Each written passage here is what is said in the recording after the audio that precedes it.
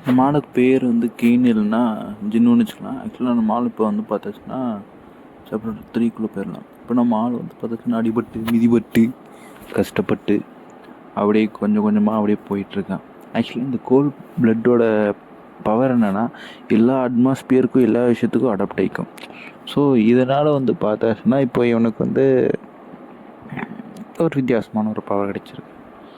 என்னென்னா இப்போ பார்த்தாச்சுன்னா அந்த ட்ராப்ஸில் இருந்த ஃபுல்லாக அடிபட்டு மிதிபட்டு அப்படியே ஃபுல்லாக உடம்புலாம் ரத்தம் எல்லா இடத்துலையும் வந்து ஆரோஸாக குத்தி இருக்கு. அவனும் ஒவ்வொன்றா கஷ்டப்பட்டு பிடுங்கி எடுக்கிறான். அவனுக்கு சரியான வழி. ஐயா என்ன கருமண்டா இது, என்னடா ட்ரையல் 0வே வந்து பார்த்தாச்சுன்னா இப்படி கொடூரமாக இருக்குது, இதெல்லாம் ட்ரெயினிங் கிரவுண்டே இல்லை வேறு ஏதாவதான்னு சொல்லி நினச்சிட்டே ஒரே அந்த கஷ்டப்பட்டு அந்த ஆரோவை பிடுங்கி எடுக்கிறான். எடுத்ததுக்கப்புறம் பார்த்தாச்சுன்னா அவன்கிட்ட ஒரு ரத்தம் வர்றதை வந்து சீல் பண்ணுறதுக்காக ஒரு இது இருக்குது. ஐ மீன் அதை ஆக்சுவலாக பார்த்தாச்சுன்னா பிளாஸ்டர் தான். ஸோ அதை வந்து அப்படியே ஹீட் பண்ணி ஓட்டையான இடத்துலலாம் வந்து போட்டு அமுத்திடலாம் அப்படின்னு சொல்லிட்டு நம்ம ஆள் நல்லா ஹீட் பண்ணிகிட்ருக்கேன். ஏன்னா அவன் ஃபஸ்ட் எய்ட் பார்க்கணும்ல. ஸோ அதனால் அவனும் சரி ஃபஸ்ட் எய்ட் பண்ணலான்னு சொல்லிட்டு அவனும் இப்படி பண்ணிகிட்டு இருக்கும்போது வந்து பார்த்தாச்சுன்னா சடனாக அவனுக்கு ஒரு பாப்பா ப்ளே ஆகுது. என்னென்னா நீங்கள் வந்து ஸ்டன் ஆகிட்டீங்க, உங்கள் உடம்புல வந்து சூடு பட்டுருச்சு, அதனால் இப்போ நீங்கள் வந்து ஹீட் ரெசிஸ்டண்ட் அப்படின்னு அவனுக்கு ஒரு நோட்டிஃபிகேஷன் வருது.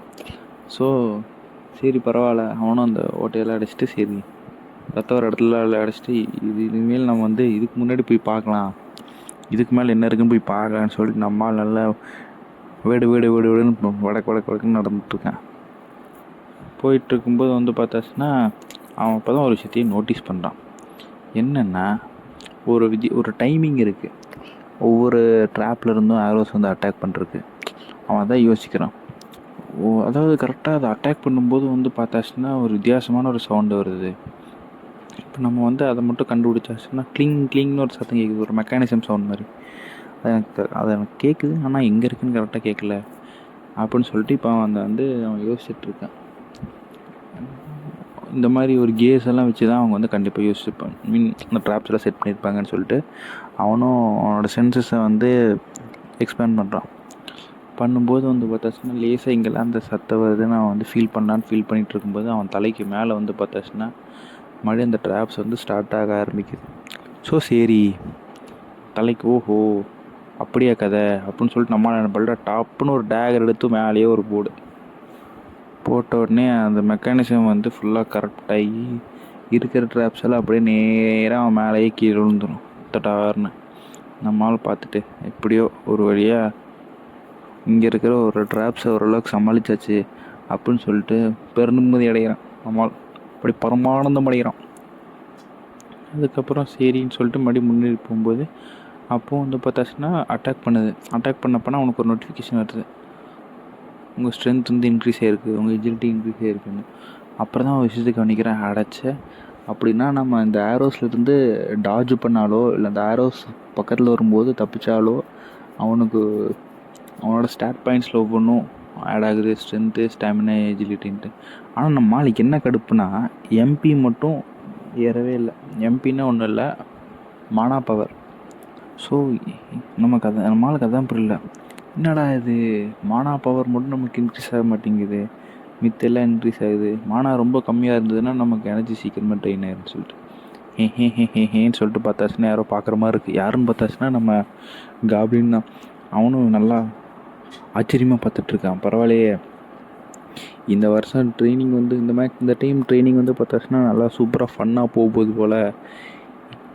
இவன் கண்டிப்பாக வந்து இவன் ஒரு வித்தியாசமான ஆள் தான், ஏன்னா தனியாகவே இப்படி பண்ணிகிட்ருக்கான் அப்படின்னு சொல்லிட்டு நம்ம காப்ளினும் அப்படியே வேடிக்கை பார்த்துட்ருக்கு. இப்போ நம்மளால் ஸ்டாட் எல்லாம் போய் செக் பண்ணிகிட்ருக்கேன், என்ன ஏது எவ்வாறுன்னு சொல்லிட்டு.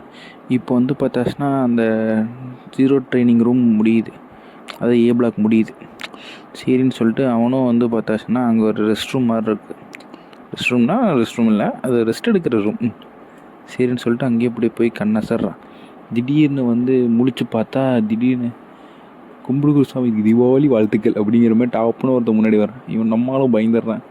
டேய் யாரா நீ, எப்படா வந்த, என்னடா நீ வந்ததே என்னால் கண்டுபிடிக்க முடியல அப்படின்னு சொல்லிட்டேன். டக்குன்னு இவனுக்கு அப்போ பேர், ஓ இவன் தான் அந்த மிஸ்டீரியஸ் என்ன சொல்கிறது ஷாப்பு, இவன் தான் எல்லாத்தையும் விற்கிறவன்னு சொல்லிட்டு சரின்னு சொல்லிட்டு ஐயா அவங்ககிட்ட என்னென்ன இருக்குன்னு கேட்கும்போது இவனு எல்லாம் சொல்கிறான்.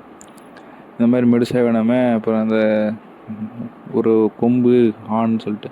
அப்புறம் இவன் என்ன கேட்குறான், அப்புறம் கடைசியில் டிக்கெட்னு ஒன்று இருக்குது. சரிங்க டிக்கெட் இருக்குல்ல, அந்த டிக்கெட்டோட யூஸ் என்னன்னு கேட்கும்போது, இல்லைங்க இந்த டிக்கெட் வந்து பார்த்தாச்சுன்னா நீங்கள் வந்து மறுபடியும் ஒரு மாதிரி நீங்கள் வந்து இந்த டிக்கெட்டை வந்து இல்லைங்க இந்த மாதிரி நீங்கள் டிக்கெட் வச்சுருக்கீங்கன்னா நீங்கள் வந்து ஒரு பிளாக்கை மட்டும் திருப்பி ரீசெட் பண்ணி நீங்கள் அந்த பிளாக்கோட ஸ்டார்டிங்லேருந்து நீங்கள் பண்ணலாம் அப்படின்னு நான் சொல்லுவேன்.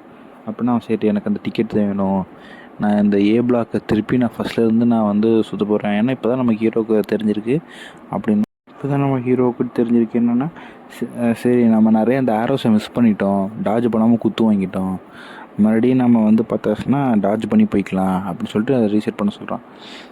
அதுக்கு நீங்கள் அதுக்கு பதிலாக என்ன கேட்பீங்க, என்ன காசு கேட்பீங்கன்னு கேட்டதுக்கு இவன் என்ன சொல்லிட்டான், நாங்கள் நல்லா வாங்க, நாங்கள் காசெல்லாம் வாங்க மாட்டோம், அதுக்கு பதிலாக உங்கள் ஸ்டாட் பாயிண்ட்ஸை கொடுங்க அப்படின்னு சொல்லிட்டு அவனோட அந்த ஸ்டாட் பாயிண்ட்ஸ் இருக்குல்ல அதை வந்து பிடுங்குவான். என்னடா இவன் சரியான என்ன சொல்கிறது இப்படி கொள்ளையடிக்கிறான், ஹைவே கொள்ளையாக இருக்குது அப்படின்னு நினச்சிட்டு, சரி பகல் கொள்ளை பண்ணுறானே அப்படின்னு மனசில் நினச்சிட்டு, சரி ஓகே நான் உங்களுக்கு என்னோடய எல்லா ஸ்டாட்ஸையும் தரேன், ஒரு தடவை நீங்கள் மறுபடியும் என்னோட இதெல்லாம் ரீசெட் பண்ணிடுங்க அப்படின்னு சொல்லிடுறான்.